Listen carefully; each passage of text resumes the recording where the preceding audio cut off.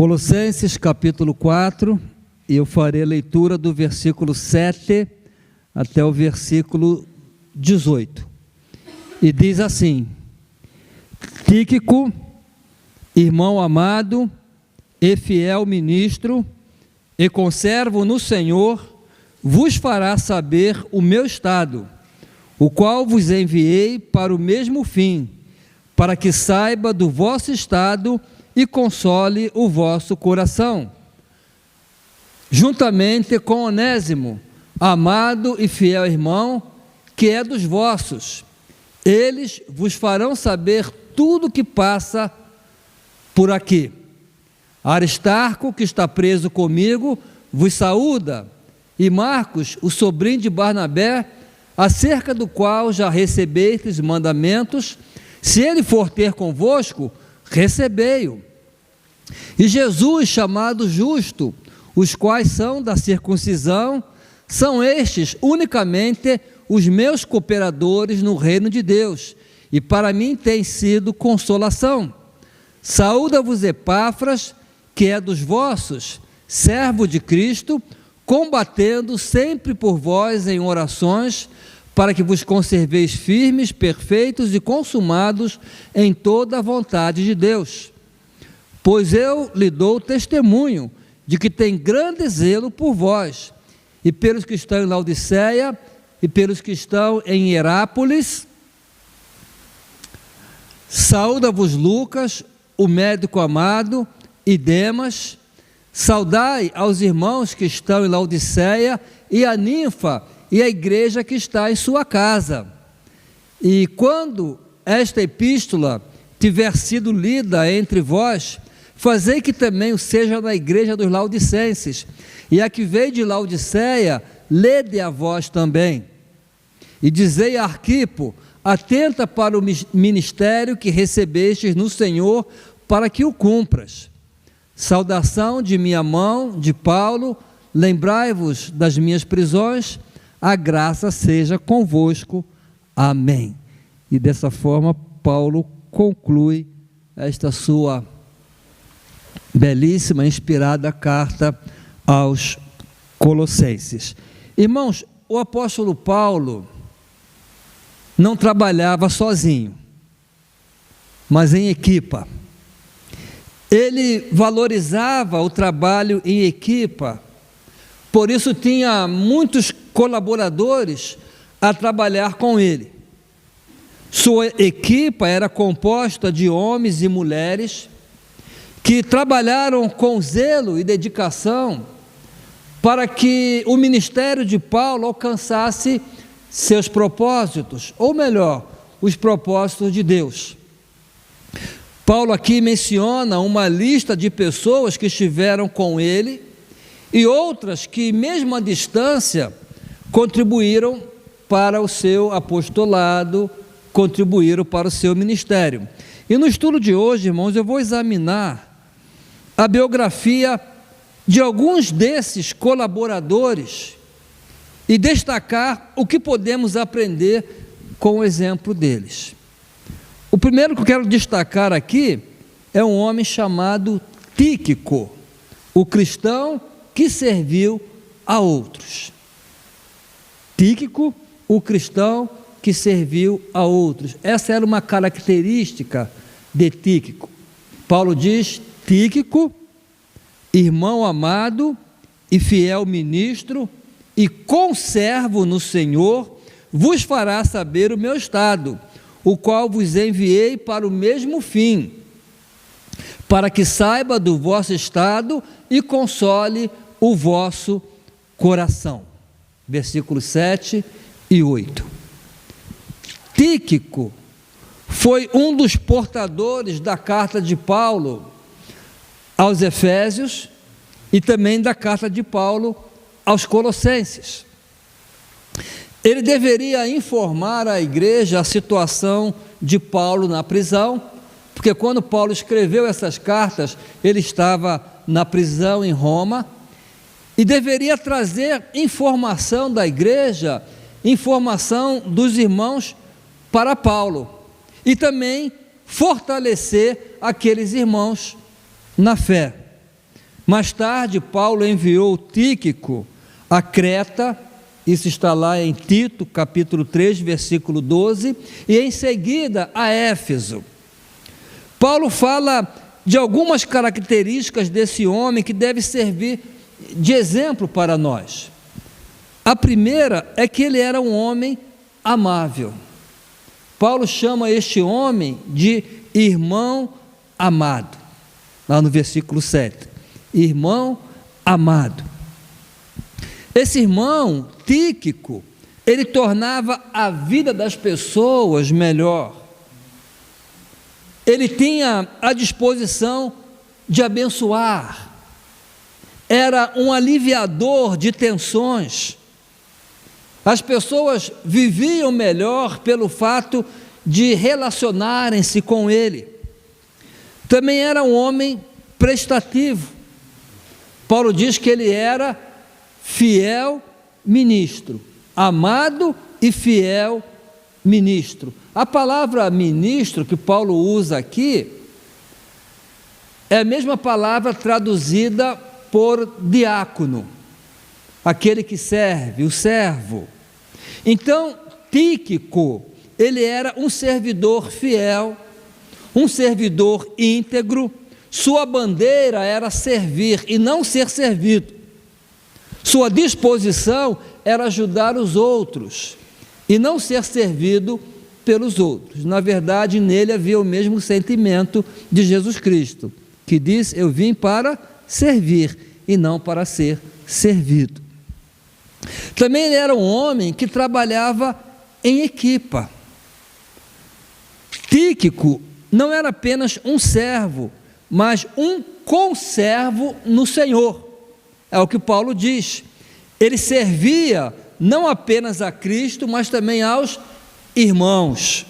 Ele tinha a capacidade de servir com outras pessoas, por isso era chamado de conservo, e também de servir a outros servos.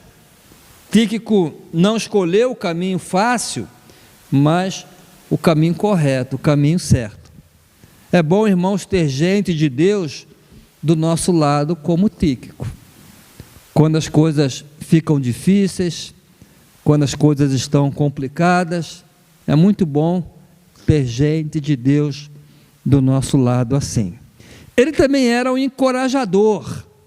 Lá no versículo 8, Paulo escreve: o qual vos enviei para o mesmo fim, para que saiba do vosso estado e console o vosso coração.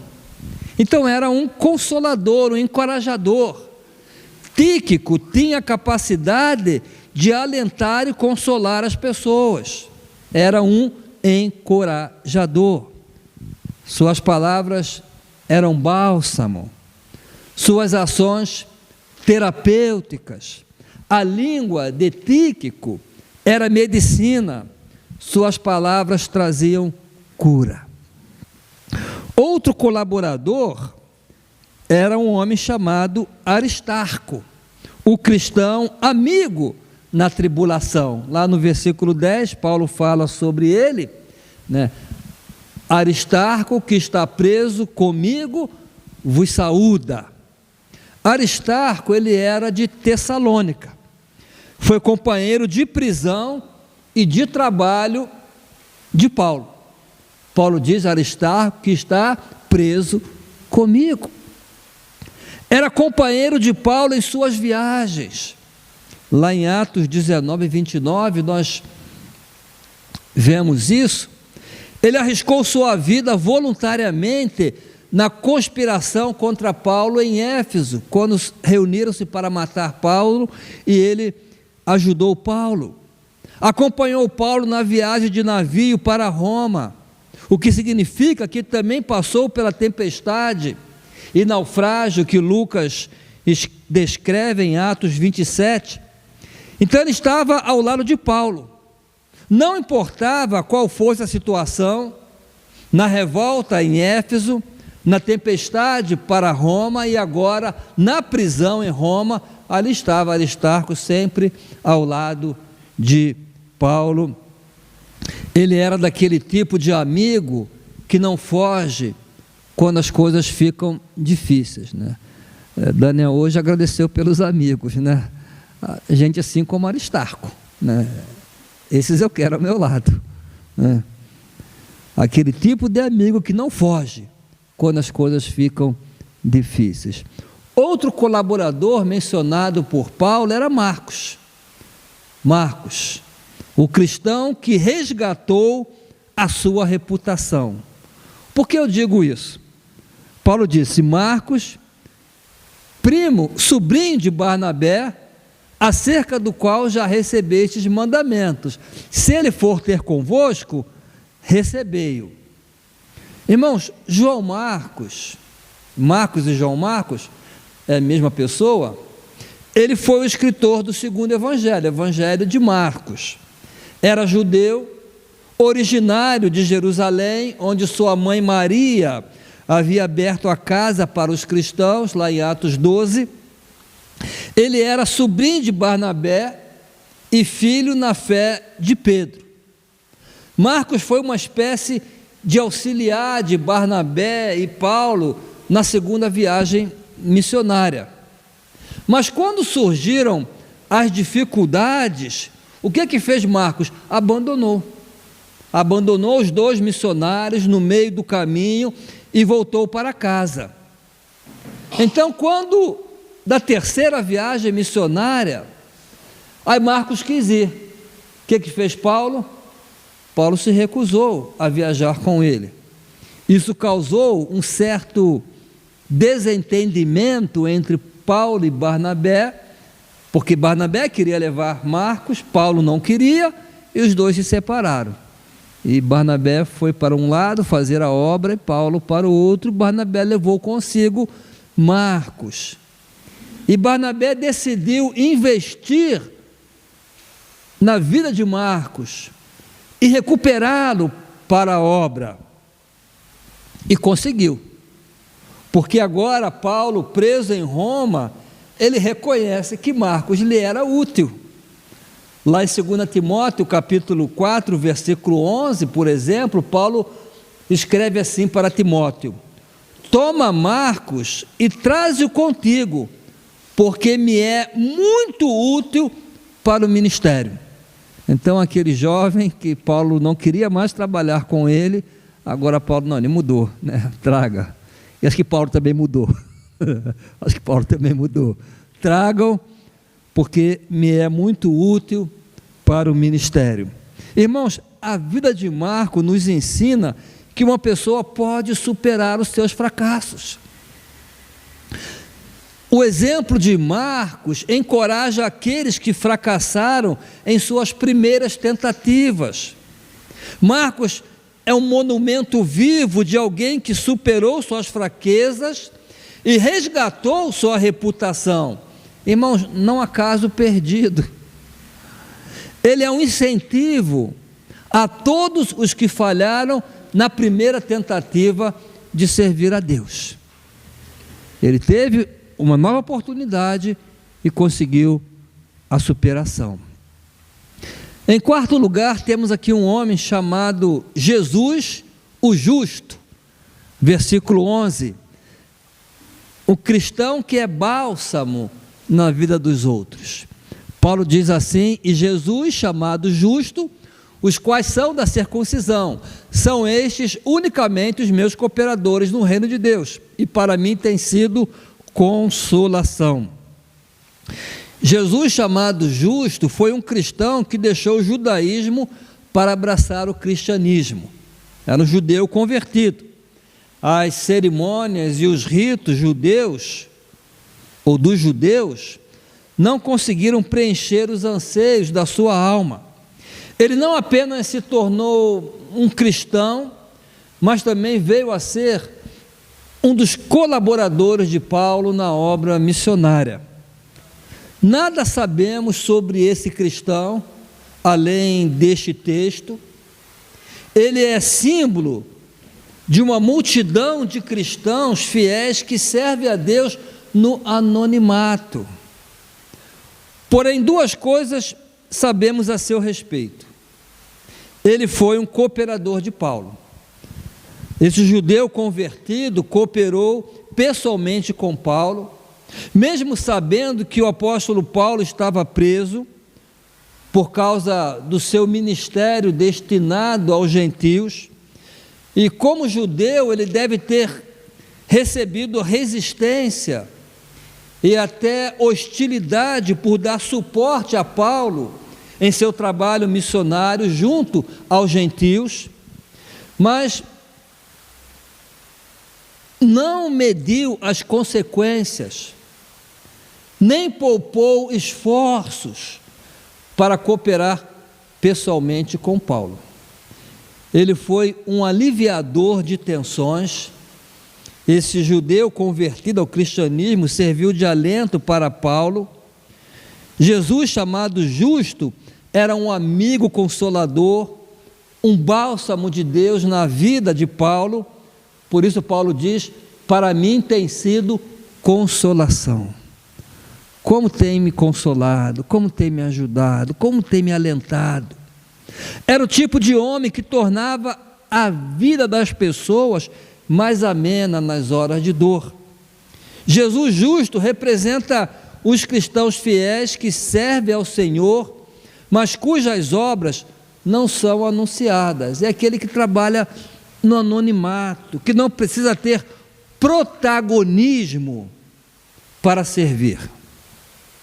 Eu lembro-me, numa ocasião, lá no Peru, eu estava a desafiar, eu era diretor de missões da Convenção Batista do Peru, eu estava a desafiar as igrejas a cooperar com missões, a sustentar missionários. Alguém me disse: olha, não terás muito apoio de vários pastores. Eu: por quê? Porque se eles não têm protagonismo, eles não apoiam. Mas esse não era o caso de Jesus, chamado Justo, né? Ele não precisava de protagonismo, ele trabalhava no anonimato, não estava em busca de protagonismo. Todavia o Senhor tem um registro precioso da vida desse homem e o recompensará apropriadamente, porque o Senhor conhece as nossas obras. E por último, irmãos, vem Epáfras, o cristão que orava e agia. Vejamos o relato de Paulo a seu respeito, versículo 12 e 13.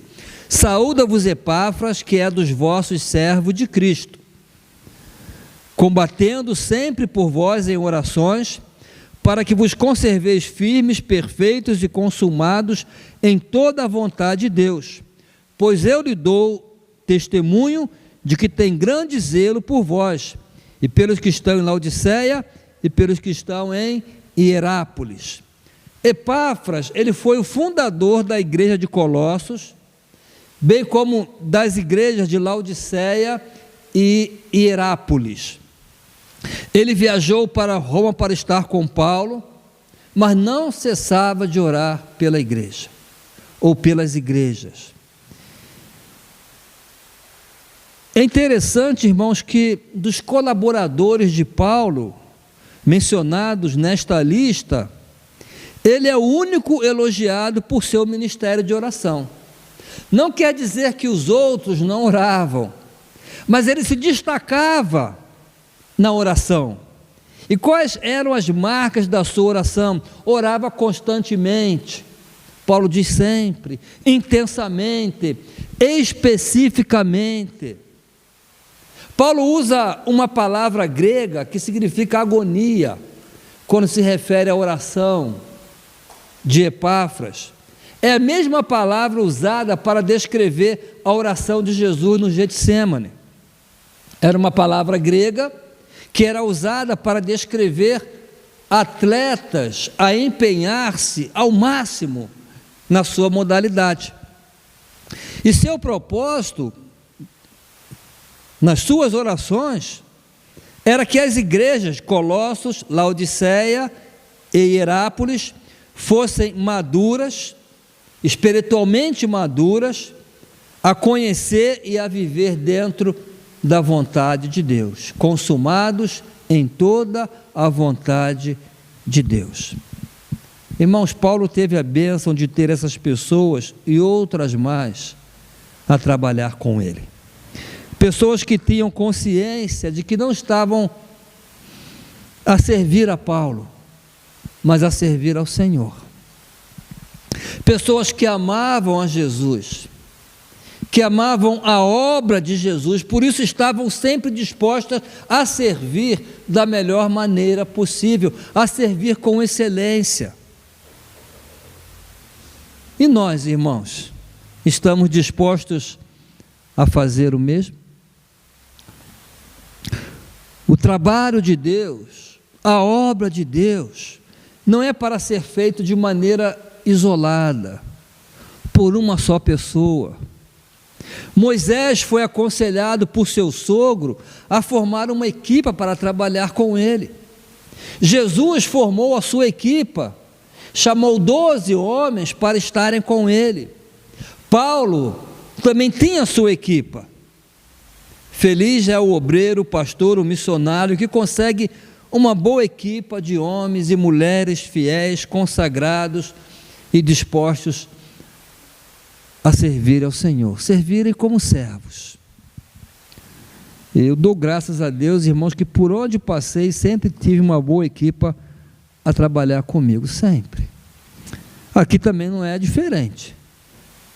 Agradeço a Deus pela vida de vários irmãos da nossa igreja que têm servido nos diversos ministérios da nossa igreja. Uns aparecem mais, outros menos. Por exemplo, agora ninguém está a ver o Davi, ninguém está a ver o Vitor, mas estão ali acima a servir. Estão lá a servir, não aparecem como eu, como quem está aqui a cantar, como o Vitor, né? Mas estão lá a servir ao Senhor. Mas para ser realista, confesso que ainda não é suficiente. Eu oro para que em nossa igreja haja mais gente com o espírito de servo, disposta a servir ao Senhor. E eu vou concluir com uma frase que será o tema do nosso retiro, lá em Albufeira, dia 1, 2, 3 e 4 de novembro. Juntos somos melhores, né? Juntos somos melhores. Paulo acreditava nisso, eu também creio. Amém? Amém.